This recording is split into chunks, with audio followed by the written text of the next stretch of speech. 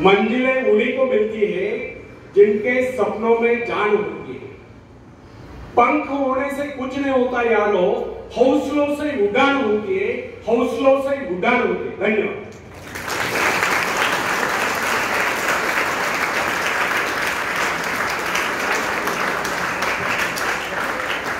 तो फ्रेंड्स, जब सागर शांत हो तो जहाज के चालक को अधिक होशियार से जहाज चलाने की आवश्यकता नहीं पड़ती। लेकिन जैसे ही तूफान आता है और जहाज डूबने का खतरा पैदा होता है, तब यही चालक या कप्तान अधिक सावधानी बरतने लगता है। जब जहाज में सवार सभी लोग घबरा रहे होते हैं, तब यही कप्तान मुस्कुराता हुआ अपनी संपूर्ण योग्यता को काम में लाता हुआ जहाज को डूबने के संकट से बचाकर सही सलामत ले जाता है।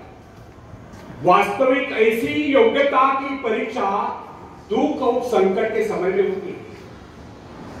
जब कोई इंसान थोड़ी पूंजी लगाकर अपना व्यापार का विस्तार करता है तो उसे वर्षों तक कठोर परिश्रम करने पड़ते हैं। इस परिश्रम से वो कुछ कमाने को होता है। यह परिश्रम उसके विजय का प्रतीक होता है। अपने ग्राहकों को शब्द जाल में फंसाकर वो अपने व्यापार को बढ़ाता है और एक दिन सफल व्यापारी बन जाता है। बाद में छोटे मोटे कारोबार संकट उसका कुछ नहीं बिगाड़ पाते। जो लोग इससे पहले उसे कम पूंजी वाला समझकर उसका मजाक उड़ाया करते थे, आज वही लोग उसकी सफलता की प्रशंसा करते नजर आते हैं। इसे कहते हैं अपने हाथों अपने भाग्य का निर्माण, आत्मशक्ति का चमत्कार। फ्रेंड्स, जिसके पास धन की शक्ति हो उसे शिक्षा प्राप्त करके या विद्या प्राप्त करके आत्मविकास करने का अवसर कहां है? वह तो धन की शक्ति पर निर्भर होकर नहीं सोचता तो मैं चाहूं तो विद्वानों को खरीद सकता। लेकिन फ्रेंड्स,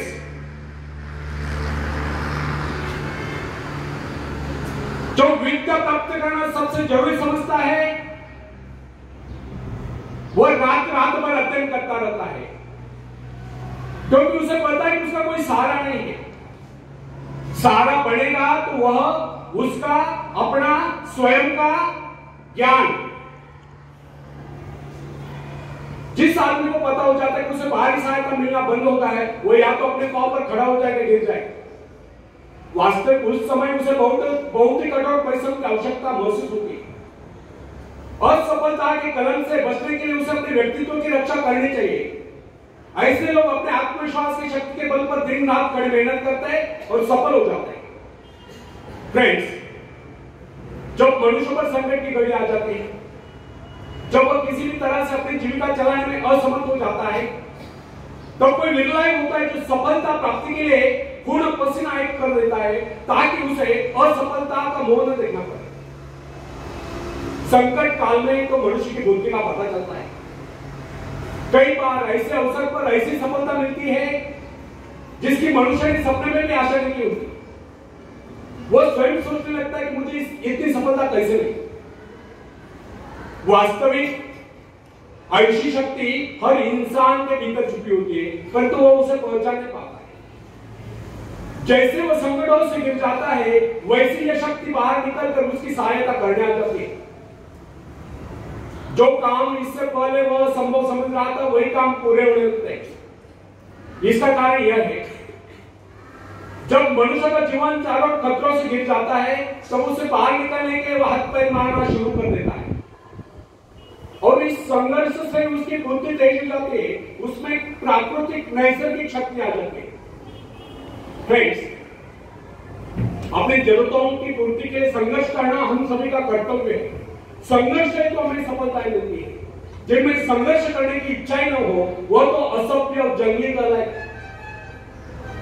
आवश्यकता तथा आवश्यक पदार्थों की दुर्लभता ही सदा से मानव जाति के विकास का कारण रही। हर सभ्यता और संस्कृति का आधार श्रम और संघर्ष रहा है। जो अपना लक्ष्य पाने में खो गया वही कुछ दे सका। कई वैज्ञानिक अपनी साधना में लीन होकर अपने लक्ष्य को पाने के संघर्ष में जूझते रहे। उनके परिवार जन अभावग्रस्त होकर भूखे मरते रहे, परंतु उन्होंने अपने उद्देश्य को प्राप्त करके चैन की सांस ली। जब उन्हें सफलताएं प्राप्त हुई तो लोगों को उनके आविष्कार यानी कि शोध बहुत बड़े आश्चर्य से प्रतीत हुए। फ्रेंड्स, आवश्यकता ही आविष्कार की जंग, शोध की जंग है। यह जरूरत का ही कमाल है जिसने मानवीय सभ्यता को कहां से कहां पहुंचा दिया। अश्म युग से संगणक युग तक जरूरत की रक्षा करने से इसे पाने के वैज्ञानिक तथा शोधकर्ता जी जान से जुट जाते हैं। मनुष्य की गुप्त शक्ति का पता उस समय चलता है जब कोई जरूरत आकर उसके सामने खड़ी होती है, उसकी पूर्ति के लिए वो संघर्ष करता है। मनुष्य की यह गुप्त शक्ति आपातकाल में प्रकट होती है। इसका सीधा अर्थ यह हुआ, यदि मनुष्य को किसी वस्तु की आवश्यकता न हो तो उसके आंतरिक शक्ति का अंत हो जाए। बाहरी सहायता लेने से भी इस आंतरिक शक्ति को बाहर निकलने का अवसर नहीं मिलता। आखिरी 2 मिनट्स, आखिरी वाले बैठे सवाल। बाहरी सहायता लेने से भी इस आंतरिक शक्ति को बाहर निकलने का अवसर नहीं मिलता। जो काम इस शक्ति द्वारा लिया जाने वाला था, वही काम हम दूसरों की सहायता लेकर झटपट कर डालते हैं और पंगु तथा शक्ति बने रहते हैं। इसलिए फ्रेंड्स, हमें एक बात कदापि नहीं भूलनी चाहिए, अपने मित्रों की सहायता लेने के बजाय या दूसरों की सहायता लेने के बजाय अपनी आंतरिक शक्तियों की सहायता लेना हमारे लिए अधिक उचित होगा। क्योंकि आत्मनिर्भरता एक ऐसी शक्ति है जो मित्रता, प्रभाव, धन संपत्ति, ऊंचा वंश या बाहरी किसी भी प्रकार की सहायता, इन सब की सामूहिक शक्ति से ही शक्तिशाली होती है। फिर से दोहराता हूं, आत्मनिर्भरता एक ऐसी शक्ति है जो मित्रता, प्रभाव, धन संपत्ति, ऊंचा वंश या बाहर किसी भी प्रकार की सहायता, इन सब की सामूहिक शक्ति से ही शक्तिशाली होती है। आत्मनिर्भरता की सहायता लेकर मनुष्य भीषण से भीषण बाधाओं को भी पार कर जाता है, भयंकर कठिनाइयों पर भी विजय प्राप्त करता है, बड़े से बड़े आविष्कार की शोध करने में भी सफल हो जाता है।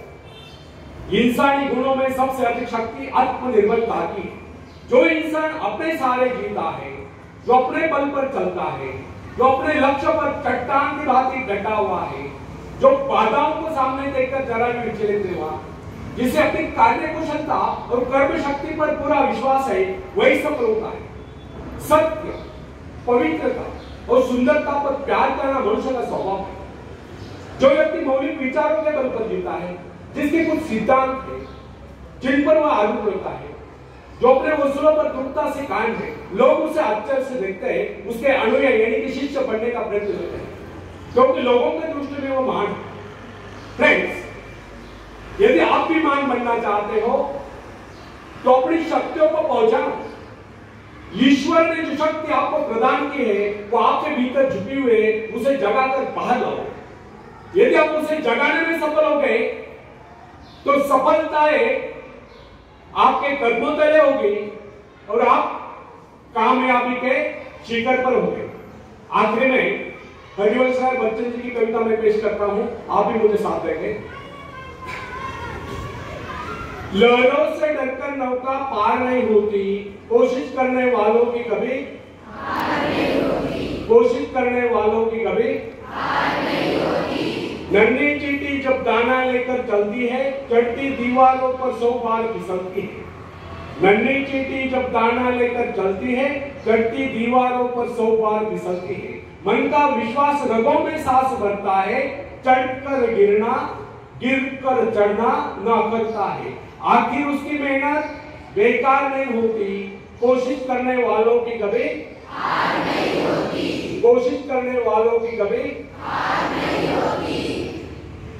डुबकिया सिंधु में गोताखोर लगाता है, डुबकिया सिंधु में गोताखोर लगाता है, जा जाकर खाली हाथ लौट कर आता है।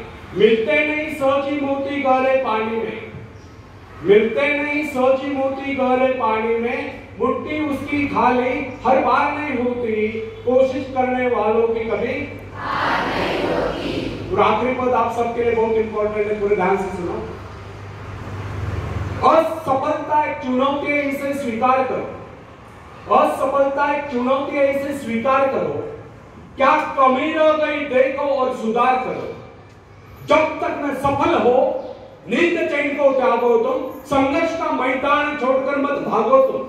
कुछ किए बगैर ही जय जयकार नहीं होती, कोशिश करने वालों की कभी हार नहीं होती, कोशिश करने वालों की कभी हार नहीं होती। धन्यवाद।